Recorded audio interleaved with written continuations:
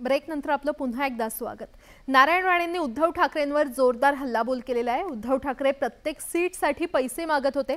त्या संदर्भात शिवसेना प्रमुख बाळासाहेब ठाकरेंकडे तक्रार देखील केली होती असं नारायण राणेंनी सांगितलंय। तर नारायण राणेंच्या निरर्थक आरोपांना उत्तर देत नाही असा टोला ठाकरे गटाकडून लगावण्यात आलाय।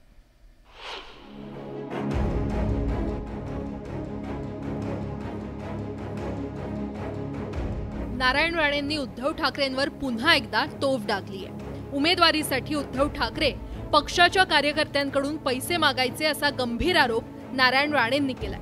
त्यामुळे इतिहासाची पुनरावृत्ती झाली आहे। कारण 20 वर्षांपूर्वी म्हणजे 2004 मध्ये रंगशारदामधील शिवसैनिकांच्या मेळाव्यात नारायण राणेंनी शिवसेनेमध्ये पदांचा बाजार मांडला जातोय असा आरोप केला होता। त्यावेळी उद्धव ठाकरे पक्षाचे कार्यकारी प्रमुख होते आणि नारायण राणेंचा रोख हा उद्धव ठाकरेंवरच होता।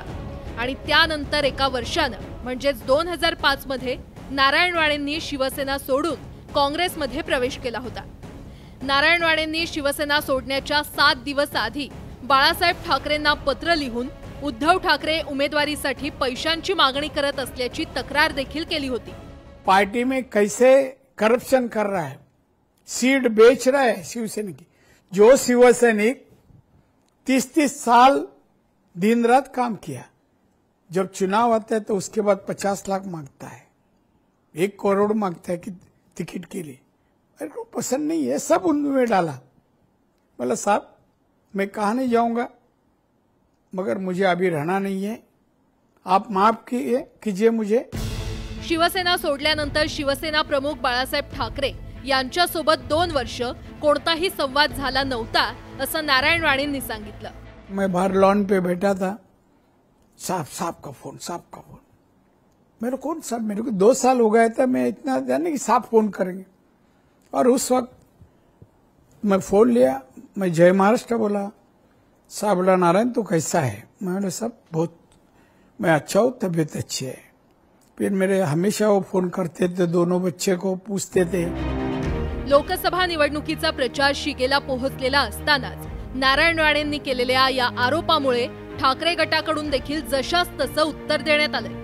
तुमचा सुद्धा भूतकाळ तुम्ही आठवा, आज तुम्ही एवढे अब्जोपती कसे काय झालात त्याचा सुद्धा तुम्ही दाखला द्या, कुठून पैसे कमवलेले आहेत। चंबूरच्या नाक्यावर असणारा माणूस आज जुहूच्या समुद्रकिनाऱ्याच्या 9 मधल्या इमारतीमध्ये जाऊन बसतो, राज्याचा मुख्यमंत्री बनतो, कोणाच्या मेहरबानीमुळे आणि कसं कमवली संपत्ती त्याचा सुद्धा हिशोब द्या की।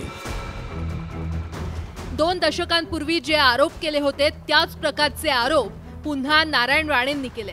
म्हणजेच 2 दशकांनंतरही राजकारण फिरून त्याच वळणावर आलं असं म्हटल्यास अतिशयोक्ती होणार नाही। Bureau report, news 18 Lokmat.